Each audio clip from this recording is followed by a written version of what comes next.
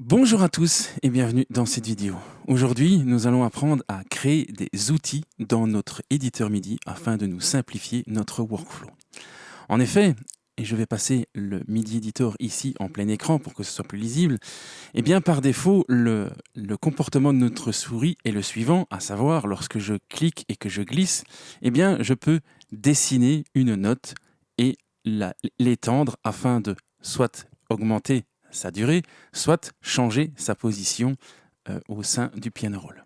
Alors ce comportement est pratique, mais lorsque on enregistre le contenu MIDI nous-mêmes via un clavier ou lorsqu'on importe du MIDI directement dans l'éditeur, eh bien d'avoir ce crayon en permanence, finalement, n'est peut-être pas pratique. Alors pour ceux qui le savent peut-être, il est possible dans Reaper de modifier les comportements par défaut de la souris et de certains modifieurs. En effet, si vous allez dans le menu Mouse Modifier, vous avez tous les contextes présents dans Reaper, et ici, celui qui nous intéresse est le MIDI Piano Roll.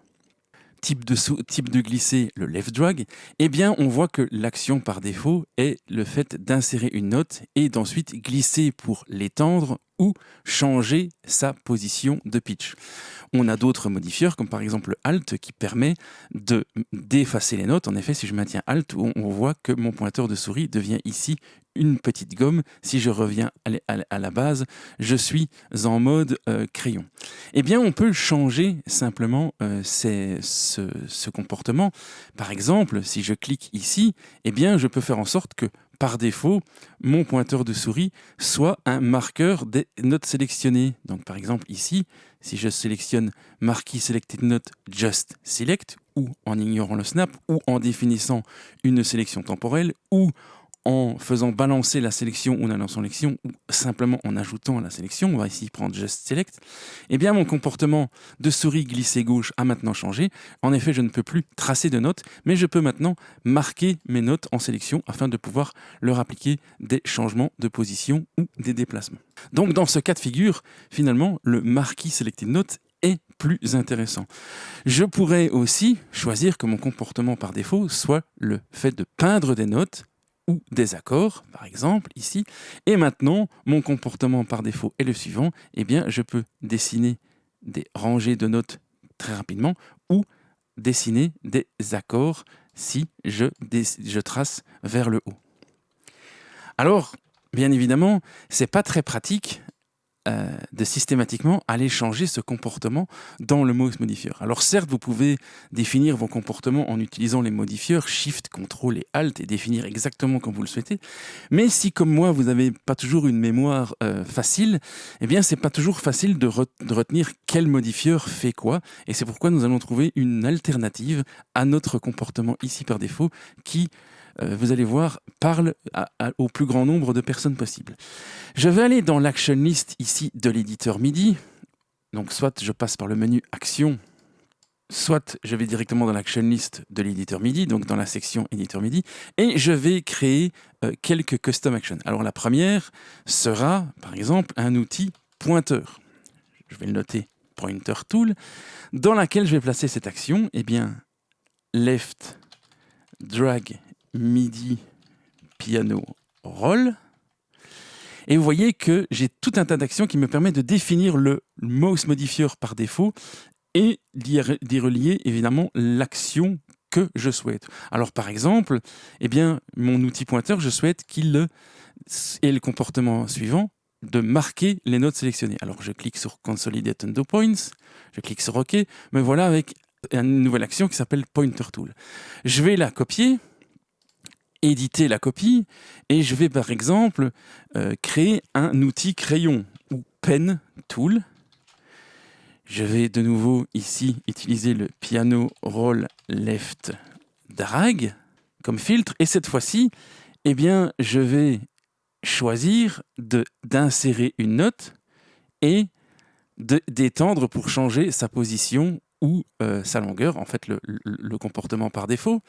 Et je vais supprimer la première. Voilà. Je vais copier de nouveau mon action, je vais éditer la copie, et je vais faire cette fois-ci un outil pinceau, Brush Tool.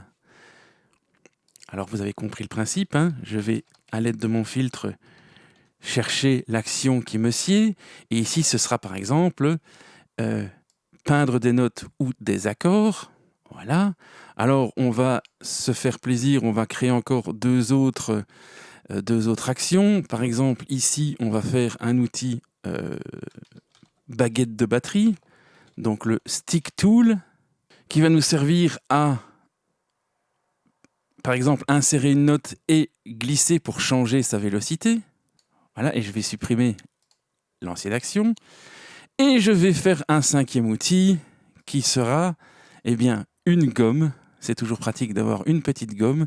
Donc, ce sera le Eraser Tool, Erase Note. Voilà qui est fait. Et je me retrouve maintenant avec 5 Custom Actions. Que vais-je faire de mes Custom Actions? Eh bien, je vais cliquer droit dans la boîte à outils de mon éditeur MIDI, Customize Toolbar, personnaliser la toolbar. Je vais créer un petit séparateur ici et je vais ajouter des actions. Et comme vous l'avez compris, eh bien, je vais ajouter mes 5 actions. Donc, d'abord l'eraser, ensuite le stick, ensuite la brush, ensuite le crayon et ensuite le pointer. Voilà, je vais glisser le séparateur au-dessus. Me voilà avec mes 5 outils qui sont encore en format texte. Je vais cliquer droit. On va aller chercher un icône qui ressemble à un pointeur. Voilà pour le premier. Ici, on va aller chercher l'icône qui ressemble à un crayon. Ici, un pinceau. Ici, alors je ne suis pas sûr qu'il y ait des baguettes de batterie, mais on va prendre quelque chose qui ressemble. On va prendre par exemple le marteau. Voilà, ça nous fera penser à un batteur. Et pour le eraser, je pense qu'il y a voilà, une gomme. Voilà qui est fait.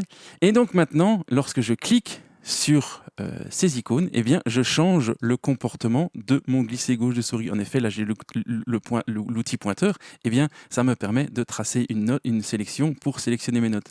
Avec l'outil crayon, eh bien, je peux dessiner des notes. Avec l'outil pinceau, eh bien, je peux glisser pour dessiner des notes. Avec l'outil marteau, eh bien, j'insère et je change la vélocité en glissant, ce qui est pratique pour éditer des batteries. Et avec la gomme, eh bien, je peux gommer ce qui existe. Voilà, donc simplement en cliquant sur l'icône de mon choix, je modifie le comportement de mon glisser gauche de souris. Alors, si vous voulez aller un petit peu plus loin dans la personnalisation, vous pouvez faire en sorte de raccorder des raccourcis clavier de votre choix à ces nouvelles Custom Actions. Par exemple, l'outil pointeur sera le chiffre 1, l'outil crayon serait le chiffre 2, l'outil pinceau serait le chiffre 3, l'outil marteau ou stick serait le chiffre 4, et la gomme, eh bien, ce sera le 5. Et donc, à l'aide des raccourcis clavier 1 à 5, je peux très rapidement changer, comme vous le voyez ici à l'écran, j'utilise mes raccourcis clavier pour changer le fonctionnement de mon pointeur de souris. Et vous voyez que le pointeur de souris, ici, s'adapte en fonction de ce que je choisis. Voilà, alors, pourquoi avoir fait des Custom Actions? Vous pourriez me dire, pourquoi ne pas avoir mis directement les icônes et les raccourcis clavier directement sur les actions left drag directement sur ces actions-là. C'est vrai. Mais l'avantage de passer par des Custom Actions, eh bien, c'est que vous pouvez également ajouter des actions qui concernent les MIDI CC. En effet, ici, mes outils ne concernent que la partie piano roll. La partie CC, elle, garde ses propres modifieurs. Eh bien, qu'à cela ne tienne, on va modifier nos Custom Actions, on va éditer ici, et on va ajouter à notre pointeur qui marque les notes sélectionnées, eh bien l'équivalent d'une sélection des notes des CC, et donc lane CC left drag. Eh bien ici, vous voyez que vous pouvez marquer pour sélectionner les CC.